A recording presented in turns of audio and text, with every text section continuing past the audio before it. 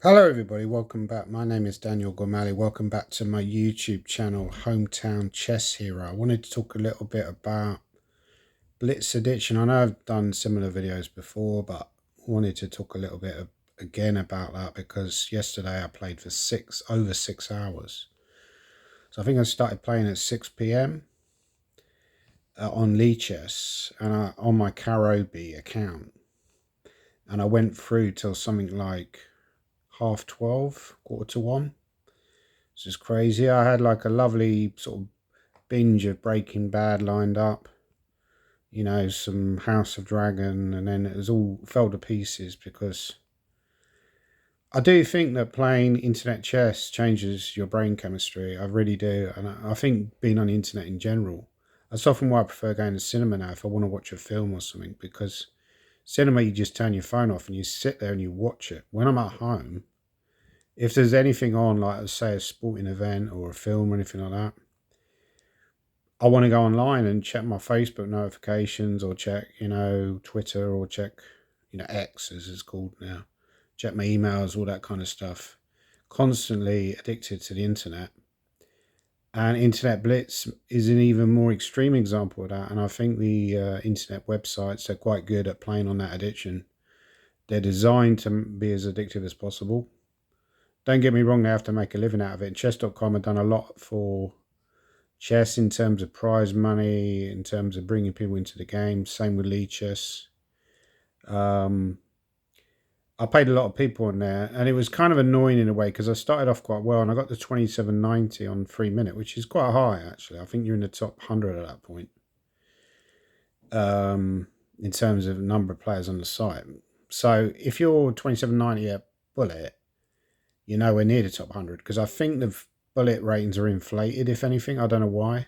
Or maybe people are just better at bullet in general because of the fast mouse skills online. But 3 minute it tends to be, or maybe more people play bullet as well. I don't know. Anyway, got to 2790, but then I was just, because I was playing for so long, I kept wanting to go to the toilet, but I wouldn't go to the toilet because, I had to have another game, clicking another game. So I was playing for so long and started playing badly, and I'm losing games. So I'm getting annoyed because I'm thinking my opponents are really all smug. And, I'm losing games that I'm winning. And I know that earlier in the session, if I just played 5 or 6 games, I would have won that game. But because you play for too long, you start losing. I started dropping. I went down to about 2730. All sorts of weird things happen. I know if you've ever had a long session, you'll know what I'm talking about. All sorts of weird things happen when you're playing a long session online. One game, I think my opponent disconnected because he was totally winning, and then I somehow turned the game around. Another game, I'm like a rook down early in the game, and somehow I managed to get a draw. I ended up playing the same guy and trying to farm him for rating at the end, which I managed to successfully do, and I got over 2800 when I finished the session. So it was about 2804 or something like that. I think my highest has been about 2830, so it's not a bad rating. I think the top players at 3 minute on Lichess are about 3000. Probably if Magnus played, he'd be like 3100 or 3200 or something like that. But I don't think they play on Lichess as much as they do on chess.com. People like Magnus and Hikari were the top players on chess.com. I did play Rasmus Fein. He was a German player. I lost that game. I was doing well at the opening, but then I blundered a pawn on a2. And I think it was fatigued. I blundered that pawn. I don't think early in the session I would have lost that pawn so easily. So I was doing well at the start of the game in the opening, I think. But once he turned it around and had got a good position, he just destroyed me. It was very impressive. He was just finding all these tactics. It made me realise, these people are on a higher level. Like he's 2600 player, genuinely, strong 2600, 2650 plus. These players are on a higher level. So no matter how hard I work on chess, I'm not going to be at that level. Which is kind of demoralising, but also inspiring at the same time, because it also makes you realise that there's nothing to stop you getting to that level. It's not talent, or it's not... well, maybe it is talent, but It's like there's no rule to say that you can't get to that level. It's just knowledge and ability, and maybe like faster tactical ability. Anyway, so that was probably the only well-known player I played in that session. I do think when you play like a long session, you probably play 5 or 6 cheats. Like over a 5 or 6 hour session. Maybe not that many. I do think the websites have done a good job of cleaning up.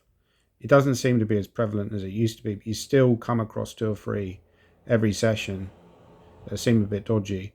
There were 2 players there that I felt were dodgy. There was one guy that never heard of him, and again, you can often tell because they've played no bullet games, and they just played 3 minute because you can't. It's not as easy to cheat at bullet. So often you can tell a cheat by the fact they don't have a bullet rating. Also, but ironically enough, some guy I didn't realize, I didn't really suspect, got booted for cheating because I found out later because I got a message. And he ripped me apart or I don't know if it was a he or a she, but they ripped me apart in a perk defense, like a kind of Austrian attack, which is kind of in a normal way, but like at the end they were very quick with the tactics, like this rook takes h7 or whatever it was. It was just like brutal. So anyway, yeah, I got a message through to say that I got another 8 points back, so that was nice because obviously I lost to that player, but they got done for cheating. So I tend to find that with a lot of cheats, they've got very low ratings. Because just when I looked at that player, they'd lost to some like 600 ratings. They'd beaten some very good players, and then they lost to like 600 ratings where they just got mated very quickly. So I think they're probably a very weak player, and they're using an engine.